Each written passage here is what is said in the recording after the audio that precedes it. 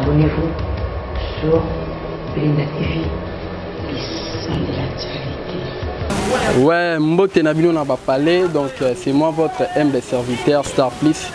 Ici on est à Banda et plutôt à Ngir et pas à JD, donc tous en avez na Bango. Au Bozomono chez Bango, donc tout à l'heure tu yamba pour nous faire le plaisir Nabino selon Bademon Nabino, donc sans plus tarder, tu côté Bomo n'a parlé, Bomo n'a mamdingi à la radio, donc à suivre. Abonnez-vous sur Belinda TV, les sons de l'actualité. Déjà on reçoit l'artiste, donc bonjour. L'artiste Kimega et mon Anrani.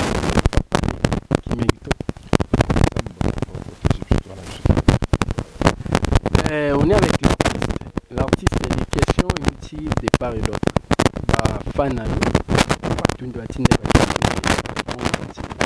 Mais on veut d'abord savoir l'artiste Aza na cinéma toi parce qu'on nous a dit que ba pièce sont des kaka parce qu'on ma cinéma. Je sais pas trop ce ba possible sauter. Dans le cinéma, dans le théâtre, la différence entre tout ça là. Théâtre d'abord, tout ça là, cinéma, théâtre, c'est au monde, ils ont un catalogue. Donc, disons, ça, tout ça, dans la salle, on va bien à théâtre. Et je crois que c'est ça là, voilà. Donc, je regarde la télé, et comme déjà, film, ou bien une série, tout ça, mais théâtre, ils ont tout ça dans la salle. Mais artiste, d'abord, la question de on va gagner du temps, par rapport à timing. Mais l'artiste à groupe nae, d'abord on parle des groupes et ça dit combien de temps na autant un peu comme la chaîne, c'est un peu problème des groupes et ça dit combien de temps na chaîne, c'est que soit bobandi na chaîne wana na temps sali ou bien bobandi quelque part peu groupe et ça dit combien de temps. Groupe et ça dit 5 ans, tu bandi na Baraka TV, après Baraka parce que tout en Afrique donc tout continue quand chemin. Et aujourd'hui, vous parlez sur quel projet? Vous avez aussi basé sur un projet na Obolo Bela Siko na groupe na. Non, tout ça on a préparation à film na biso. Tout ça la film moi comme musuna ya obima. Toujours préparer sur suite na donc tout ça on a filmé tout préparer musuna ya suite fin. Titre musuna ya ngwana musuna ya. Tu parles assez trop, j'aime pas si je suis marié de monsieur sur le colonne, donc toujours continuer sur ce monsieur ya suite fait que tu critiques Moussounia Yaya veut parler de quoi Moussounia Yaya donc si j'ai à ma casse ya Moussounia Yaya bolo belezani baza Moussounia Yaya que non il y en a les qui va bimaka il y en a les qui va moi china mobile donc comment tu na niveau ya robota comprendre donc Yaya je bimana de kiné donc Moussounia Yaya quoi on a 4 jours mais c'est belle tout côté ici donc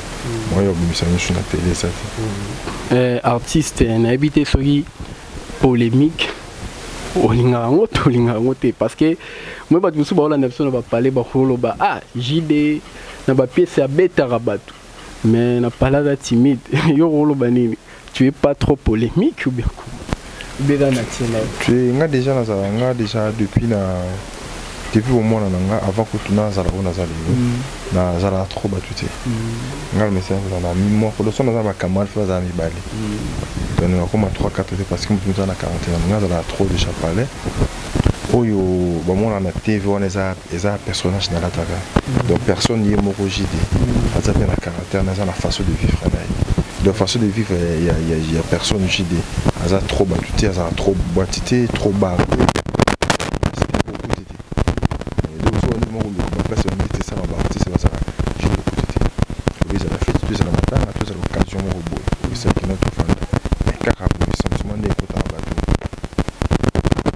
Bon, JD Ningazabwe en Viaka parce qu'on parle de vous. D'ailleurs, tout à l'heure, on va poser une question sur votre carrière. Carrière, vous savez combien de carrières dans Marambongo et à TV? Pour le Ghana TV, nous avons 13 ans. La Bandit TV, dans 2005, on a 13 ans. Mais déjà, pour Banda Moussala, nous avons 18 ans parce que la Bandit TV, en 1999 et 31 décembre pour tout à 2000 ans. Il y a l'église, quoi, la théâtre de l'église, tout ça. Il y a un scène. Mais tu le lot, le Nyon Soana, bilan Mobimba, 18 ans déjà. Tout ça, il y a tout beau, tu vas aller, il y a 6, le bazar, 2 ans, 3 ans, 5 ans, tout ça. déjà. Tu traces le chemin bien et puis tu continues même quand le chemin te trace. Mais normalement, ce Moutakanga Minelo, on a c'est le foot. 18 ans, bon, tout à 13 ans, le bio, c'est au foot. Et là, on est passionné. Qu'est-ce que tu as gagné? Voilà, tu expliquer que tu vas dans le monde entier. C'est important, c'est une relation, c'est important dans la vie. Parce que si on a battu, on a donc si on a une relation, on porte les fonds. Le ce qui est important, c'est une relation, puis c'est un battu et ça qui famille na battu beaucoup tu na vie na yebara ko tu te que un jour to solo la paix et ça va nous sur libana mboka tu sur na bango musu na jide yuza moi na ngado mona papa mo ko bengo do jide na soko moi na nga ser mo pa bengo jide na soko fema moi na soko ndeko na nga no ko bana na nga vous sentez que non et moi na moi ça na parler ayoka papa ni na maman na été bayoka jide ce trop comprends on est dans la famille moi ça na France wana moi na bona question on peut mbote moi na bango alo bagaji daza aza mari nanga donc moi ça na 5 abenga nga da mobile na je vois le fan abenga nga so mobile na doji ya obala jidi comprendre ko papa ni na mona ninga ko ça faut yo na so moi baza so moi na sel mabeta boyi lo mo abenga nga directement donc nga so tona so na so ne lo ka mobile so na moi si d'ailleurs quand nga makazi awoza ko classe tek non so nga na lobby fo kende parce que moi pour songa na lobby pour aller moi pour songa na lobby sur table bon la fana ni na papa na ni na maman na ni ni famille na na kopo tout ça la ka télé les salique so famille wana ba comment ko considérer nga makasi parce que moi na bango ayoka papa ta ayoka maman te me fa yoka ka jeter nous sommes charge de payer ça là non et puis c'est surtout tout parce que depuis que nos famille belé ça et je sais pas là on est tout ça façon le belagide façon JD façon d'être JD il y a ces là donc aux autres pour tambola kana king pour ce bébé ça esprit à bâtiment boy mais na katiote mais toujours continuer na maman bango pour téléspectateurs na biso mo ya mettre ça mais ton dot à l'obi tout n'est l'anga JD yé india dans la longue carrière na mamnae mais les gens là jeune musu baye ou tout créer ou tout polémique tout à l'heure au lobby que ba petio ba zoya sika yoza ya est-ce que ba se retrouver na ba poto et si par exemple ba ans ndeyo posa carrière ou les gars ba ans sur le solo mais est-ce que influence rayote que bazali lo na ba poto bazo sala bazoya bazo kende est-ce que olobaranini ngana na retard to tanangeza ou bien ngana za pe stable pour biso to koti pour batu bazolanda ba éviter mais biso to koti to mo nazo vivre bien donc mais est-ce que yo mo milobeli la ranini quand tu passes ozoyo kapé ozomona tu mais ceux qui moninga a eu grâce aux opportunités à voyager au Kenya pour tout ça dérange pas bravo non comment on voyait comment toko ko kanati ya sana kombo na ya na famille na ye ana jour abimela et puis ana jara face na nga pena na jara face na mutu na étoile na ye de ceux qui tournent na qui gloire à Dieu parce que surtout bito fait ça que non ko voyager tout ça des fois to voyager na biso to bundama to voyager na mo ba petu rien ka to ça non wana atana nenga kokoto koteta bandu ndimba Congo mi tikapa kokoti boy koti Luanda Londo ke Brésil aussi tu veux faire mboka comprendre bandeng muso wa kenda batie ki wana bandele de belo kende mais sauf que non to kende te po bango bakenda ki to sala te po bango basala ki et to zela ka tona biso sur koki c'est super nazala ba masse bele ba di banda presque ba masse sauf mana bandi na bango ko bango to ba di banda et ça nga plus bon parce que ça to batala nga biki na neti par exemple nani masao pe notali kena ba o to ba na niveau ba poto o bo travail soit groupe moko azaki pe ata groupe moko te même masana yo ya kati neti na bazé belé bazé ba massa baza ba petit baza bazé belé otanga kombo tu naza neti na le somme nani batu ba le somme nous ça ta la tête yebi le somme ba yebi tout ça il y a en Afrique d'ici dans ça peut fois ina ikono donc voilà massa bato ke neti kombo na nga pona bano jouer tonalité kopo papa le ketu mtapesa ngo skoye donc mama ça donc azakuna osala fois ina biso tout ticket koto nazana prince Tumba tozana na les héritiers le dans la France ba boss bazava bana ba poto wana mama ça passer bébé bana bon libanda dernièrement petit na Herman ka son to kende Canada non on a so petit na mo kati do ki tu fandi pa bano fanda ka wana to so le Herman na Canada bravo artiste le bip ba ndom so bo ke le ba JDP so ki tsamba ni to ke mais na rêve kande na kata rêve ba ninga ndete na ngo rêve na kata rêve ba ninga te lo ninga rêve ke poto yo rêve le quoi il y a qui n'a pas de comment penser na kata rêve ba ninga et donc na ça l'effort donc pas un chez cookie donc c'est ça mais tout ça est biso pour tous amboka to beta surtout tout son na biso tout ça pour en réalité, je devais quand même te poser question mon boy papa et intro. Au bio ça dit 13 ans, la visibilité, la TV. Donc 5 ans avant. C'est que dans 5 ans nous avons ça dans l'école. Je sais pas trop parce que au bio il y a banagi non na TV. À 5 ans, donc 18 ans de carrière. Au quoi vous expliquer bah tout des 1 tina 18 carrière na yo ou les kiwapi ou tiwapi pe aux amours na commune ngana ebinanga mais bana poto baninga ba devoir mamunyo so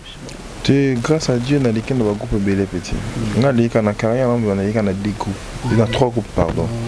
groupe ya palais groupe église papa na le groupe église na groupe d'état force na 2005 on comprend mais en 2005 quand même 2000 des années à tout ça ce qui na 18 mois et na 12 mois mobile donc même année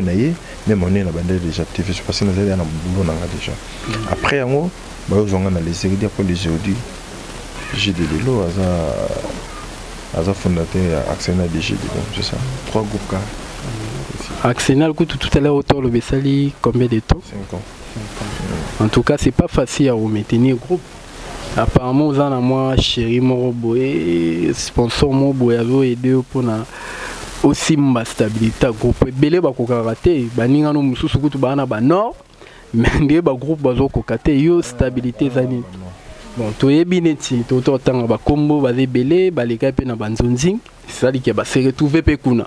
mais yo stabilité olongwe kino ke poto no komina kombo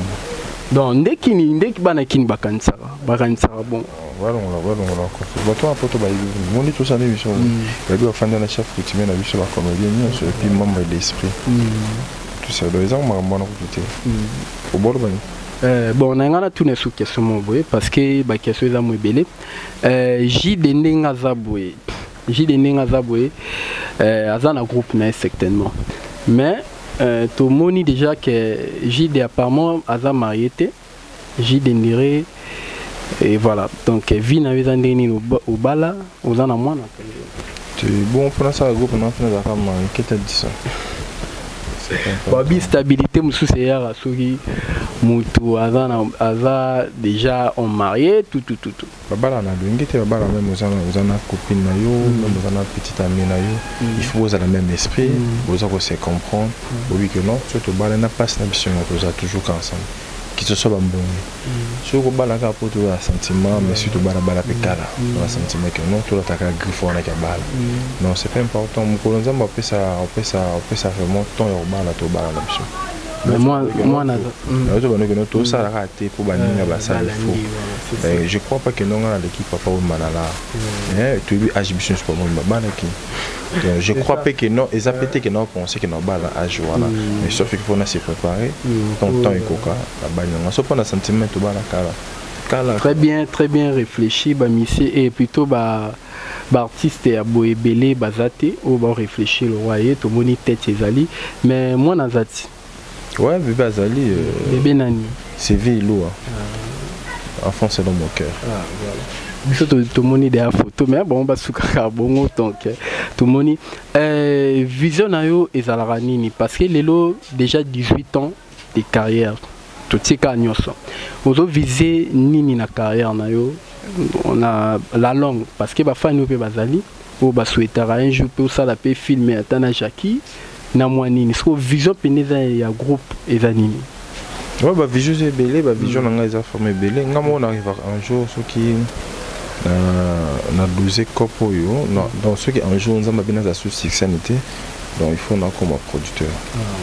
Produit Kakaba. Oui, oui, déjà Penza Masai déjà grâce ils ont ma BTA. Déjà na chaîne YouTube nanga JDLO à TV. Oh déjà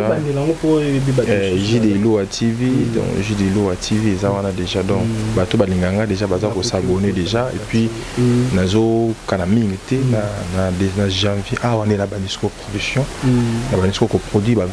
acteur mususu ba ko mususu ko na ba ko tableau na chaîne. Production ezalaka ya batu nyote na batu libanda ou azani na talent. Tout le monde fait moi donc niti monta liboso oyo maison JTV zo produire eza tino matuza ko tuno baibi asala ba film donc acteur news yebi ya Congo asala ka théâtre et aleka na maboka tino matuza donc yimta boso na bande produire et puis ça et puis nga mo la production ba film nanga je continue ba bida na ko ba film na ba site ba tebele Jida zoleka na chaîne nini mikolo tout ça na Africa TV dans Africa TV dimanche na 18h15 mardi na 12h10 mardi on a la diffusion ouais à 12h bon c'est ça tout répéter na bandal qui na bandal fait ça PK tout répéter na blog donc monu sur bida blog bana photo baby blog partout blog donc c'est pas ça ma poisson dans espace Felibe